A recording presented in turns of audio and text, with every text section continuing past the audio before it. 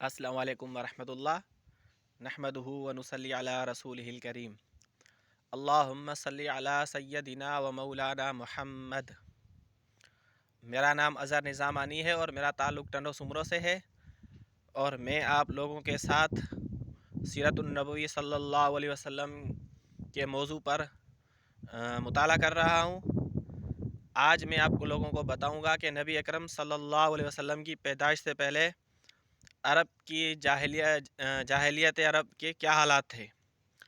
حضرت عائشہ صدیقہ رضی اللہ تعالیٰ عنہ فرماتی ہیں کہ جب اسلام سے پہلے عرب کے جو حالات تھے تو اس وقت 4 نکاح رائج تھے۔ نمبر 1، جو نکاح آج بھی اسلام میں رائج ہے، یعنی نکاح کا پیغام مرد کی طرف سے نکاح کا پیغام بھیجا جاتا ہے اور باقاعدہ طور پر جو ہے عورت کی اجازت سے اور اس کی ولی کی اجازت سے نکاح کیا جاتا ہے۔ ایک اور نکاح، دوسرا نکاح یہ تھا، آپ مزے سے سنیں دیکھیں، دوسرا نکاح یہ تھا کہ دوسرا نکاح یہ تھا کہ جو مرد ہے، خود مرد اپنی عورت کو بولتا کہ فلاں آدمی کے پاس جاؤ اور اسے زنا کرو، اور جب عورت اس شخص سے زنا کرتی دوسرے شخص سے، اور جب اس عورت کو حمل ٹھہر جاتا تو پھر اس شخص کی مرضی ہوتی تو وہ عورت کو واپس رکھ لیتا، اپنے پاس رکھ لیتا، اور اس کے بعد وہ صرف اس لیے کرتا کہ اس سے جو اس مرد کی اولاد ہے وہ شان والی اور کمال والی پیدا ہوگی، اور اس نکاح کو ہندوستان میں نیوگ کہتے ہیں۔ تیسری نکاح کی صورت یہ تھی کہ 10 آدمیوں سے کم، مطلب 4 ہوں، 5 ہوں، 6 ہوں، 7 ہوں، 10 سے کم آدمی ایک عورت کے پاس جاتے اور اس سے زنا کرتے۔ جب اس عورت کے پاس بچہ پیدا ہو جاتا، پیدا ہونے کے بعد وہ عورت ان لوگوں کو بلاتی اور پھر ان میں سے کسی کا بھی نام لے لیتی کہ یہ فلاں شخص کا بیٹا ہے، تو وہ اسی کا بیٹا سمجھا جاتا تھا۔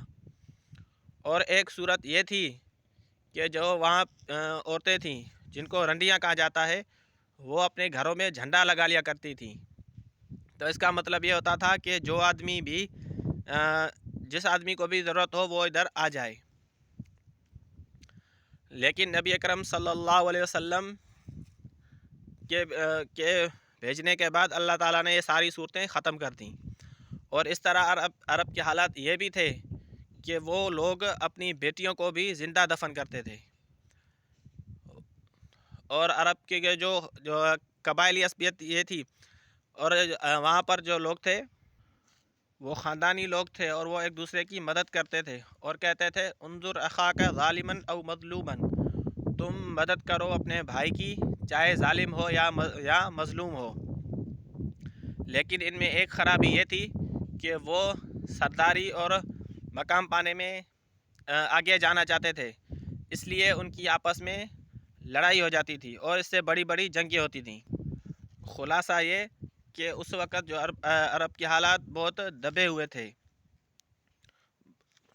جو اس وقت بہت دبے ہوئے تھے، اور لوگ جانوروں جیسی زندگی گزار رہے تھے۔ عورتوں کو بیچا اور خریدا جاتا تھا۔ بعض جگہ تو عورتوں کو پتھروں اور مٹی کی طرح سلوک کیا جاتا تھا۔